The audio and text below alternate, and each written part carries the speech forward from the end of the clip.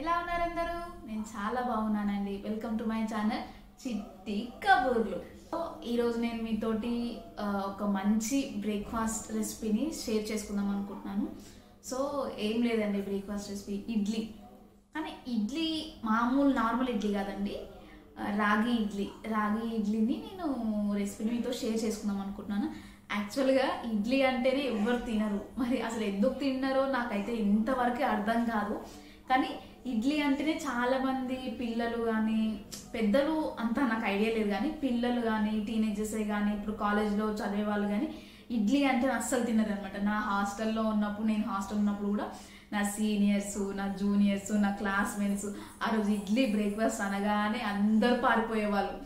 ఎందుకో మరి ఏమంటారు, ఇడ్లీ బాగోదు అన్నది మాత్రం అలా మైండ్లో ఉండిపోయింది అనమాట. అందుకే ఎవ్వరు తినరు. ఎందుకు తినరు అన్నది మాత్రం రీజన్ ఎవరికి తెలియదు. ఇడ్లీ బాగుండదు, టిఫిన్ బాగాలేదు, ఈరోజు ఇడ్లీ అని సరే అందరి మైండ్లో మనసులో ఇడ్లీ నిరాశ అనేది ఉండేదన్నమాట. సో ఆ రోజు ఇడ్లీ ఉన్నప్పుడు అసలు ఇడ్లీ తినే వాళ్ళమే కాదు. అప్పటి నుంచి నా మ్యారేజ్ అయ్యే వరకు నేను అసలు ఇడ్లీనే తినేదాన్ని కాదు. ఎందుకు అసలు ట్రై చేయాలన్నది కూడా నాకు ఎప్పుడు అనిపించలేదు. కానీ మా పాప పుట్టినాక మా పాప కోసం ఆమెకు నేను ఇడ్లీ ఇంట్రడ్యూస్ చేయడానికి ఫస్ట్ నేను అలవాటు చేసుకున్నాను అనమాట. సో తన కోసం నేను ఇడ్లీని తినడం స్టార్ట్ చేశాను అనమాట. సో ఇడ్లీ తిన్నాక అప్పుడు అనిపించింది, సో ఇడ్లీ అంత బ్యాడ్ ఏం కాదు, అంత టేస్ట్లెస్ కూడా ఏం కాదు, చాలా బాగుంటుందండి ఇడ్లీకి మీరు అలవాటు అయితే ఖచ్చితంగా వీక్ వన్స్ అన్నా మీరు ఇడ్లీ తినాలని మీరు అనుకుంటారు. సో నేను ఇడ్లీని ఇంకా హెల్దీగా ఎలా చేసుకోవాలో అనేది నేను ఈరోజు మీతో షేర్ చేసుకుంటున్నాను అనమాట. సో ఇడ్లీని మామూలుగా నార్మల్ ఇడ్లీ అయితే అందరికి తెలుసు ఎలా చేసుకోవాలో, దాని ప్రాసెస్ అంతా తెలుసు. సో రాగి ఇడ్లీ ఎలా చేసుకోవాలనేది నేను ఈ వీడియోలో మీతో షేర్ చేసుకుంటాను అనమాట. అయితే రాగి దోశలాగా, రాగి సంకటిలాగా, లేకపోతే రాగి జావలాగా అందరికి తెలుసు. కానీ రాగితోటి ఇడ్లీ కూడా చేసుకోవచ్చు అనమాట. అదే నేను ఈరోజు మీతో షేర్ చేసుకుంటున్నాను. సో ఫస్ట్ రాగిని ఎందుకు తీసుకోవాలని మీకు అందరికి డౌట్ రావచ్చు కదా. సో రాగి ఎప్పటి నుంచి వస్తున్నదండి. మన పాతకాలంలో రాగులను చాలా తినేవాళ్ళు, కానీ ఈ జనరేషన్లో చాలా మంది తక్కువ తింటున్నారు. కానీ ఇప్పుడు మళ్ళీ ట్రెండ్ అయింది అది.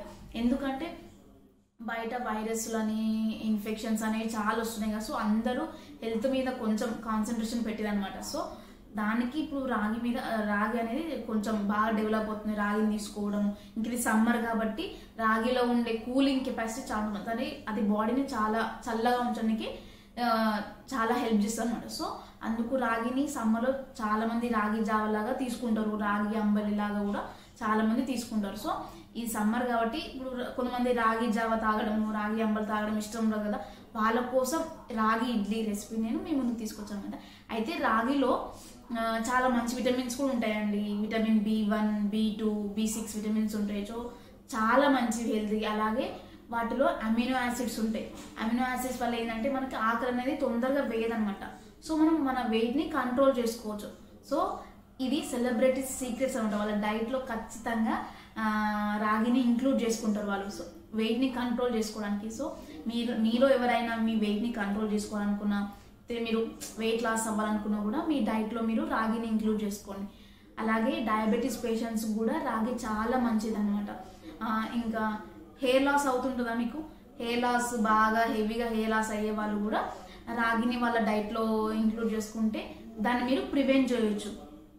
ఇంకా రాగి అయితే మీకు ముందే చెప్పాను, రాగిలో కూలింగ్ ప్రాపర్టీస్ ఉంటాయి కాబట్టి బాడీని చల్లగా ఉండేటట్టు చేస్తుంది. సో చిన్నపిల్లలు ఎవరైనా ఉంటే కూడా వాళ్ళకి రాగి జావ లాంటిది అయితే, ఒకళ్ళు తాగకపోతే రాగి ఇడ్లీస్ లేకపోతే రాగి దోశలు ఏ విధంగా అయినా ఒక విధంగా రాగిని మీ డైట్లో ఇంక్లూడ్ చేసుకోండి.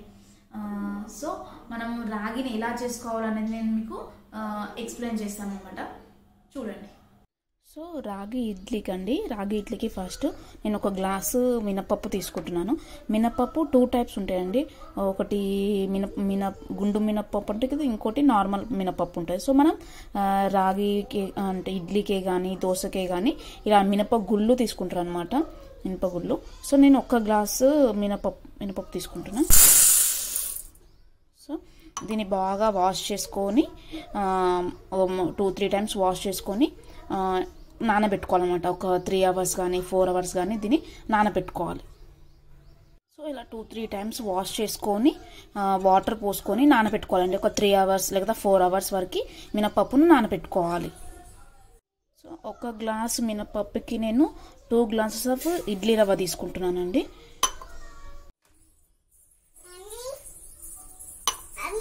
సో నేను ఒక గ్లాసు మినపప్పుకి 2 గ్లాసెస్ ఆఫ్ ఇడ్లీ రవ్వ తీసుకున్నాను. సో ఇడ్లీ రవ్వను కూడా బాగా మంచిగా 2-3 టైమ్స్ వాష్ చేసుకొని దీన్ని కూడా ఒక 3-4 అవర్స్ నానబెట్టుకోవాలి. చాలా మంది ఏం చేస్తారంటే ఇడ్లీ రవ్వను నానబెట్టుకోరండి. నానబెట్టుకోకుండా డైరెక్ట్ మినపప్పు నానినాక అది రుబ్బినాక దాంతో పాటు కలిపేసుకుంటారు అనమాట. సో అలా చేయొద్దు. అలా చేస్తే ఇడ్లీ అనేది సాఫ్ట్గా రాదనమాట. సో మినపప్పును ఎప్పుడు నానబెడతామో ఇడ్లీ రవ్వను కూడా మనము అప్పుడే నానబెట్టుకొని ఉండాలి. సాఫ్ట్ ఇడ్లీస్ కోసం మనము మినపప్పు ఎప్పుడైతే నానబెడతామో ఇడ్లీ రవ్వను కూడా అప్పుడే నానబెట్టుకోవాలన్నమాట. సో ఈ రెండింటిని ఇప్పుడు 3 to 4 అవర్స్ వరకు మంచిగా నానబెట్టేసుకోవాలండి. చూసారు కదండి, మినపప్పు 3 అవర్స్ తర్వాత బాగా నానిపోయింది. సో ఇలా 3 అవర్స్ లేదా 4 అవర్స్ బాగా నానబెట్టుకోవాలన్నమాట. సో దీన్ని ఇప్పుడు మిక్సీ పట్టిద్దాం.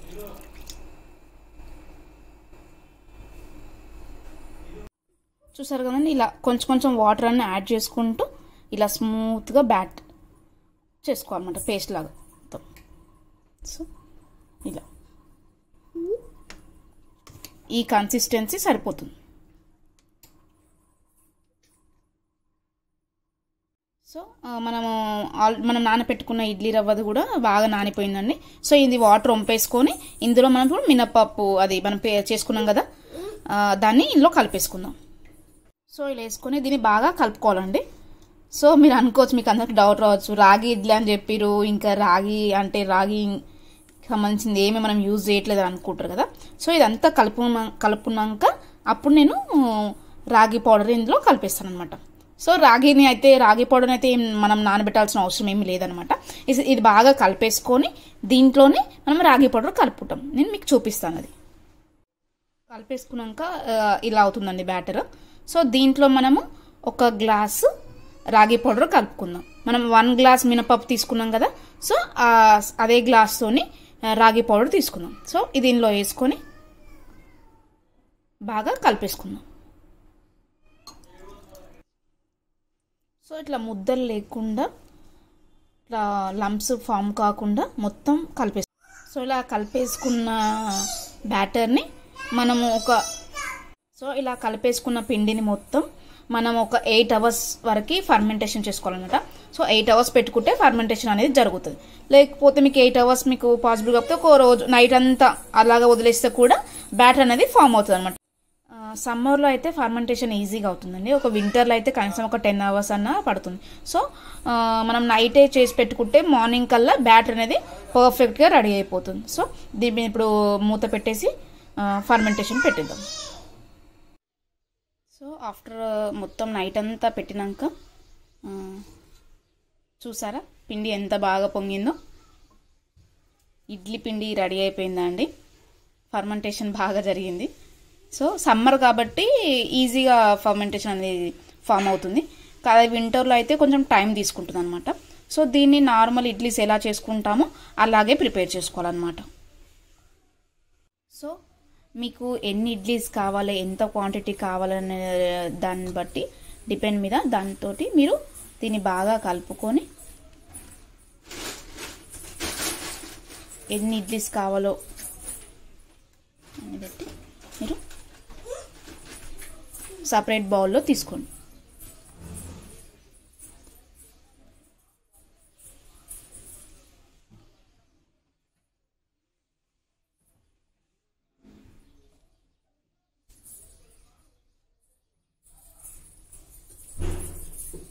మీకు ఎన్ని ఇడ్లీస్ కావాలో దాన్ని బట్టి ఒక సపరేట్ బౌల్లోకి పిండిని తీసుకొని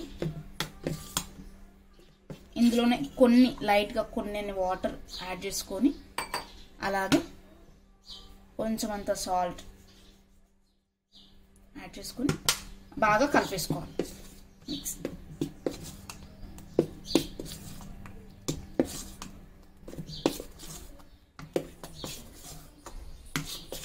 ఇలా బాగా కలుపుకోండి. సో బ్యాటర్ రెడీ అయిపోయిందండి. దీన్ని మనము ఇడ్లీ కుక్కర్లోకి ట్రాన్స్ఫర్ చేసుకుందాం.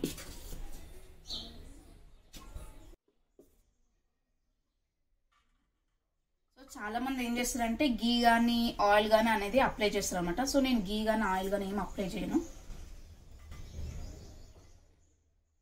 అంటే ఇడ్లీలు ఈజీగా రావడానికి గీని ఆయిల్ని అప్లై చేస్తారు అనమాట.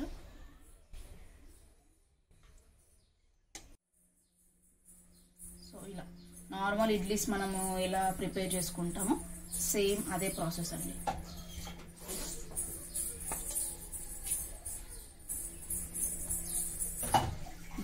దీన్ని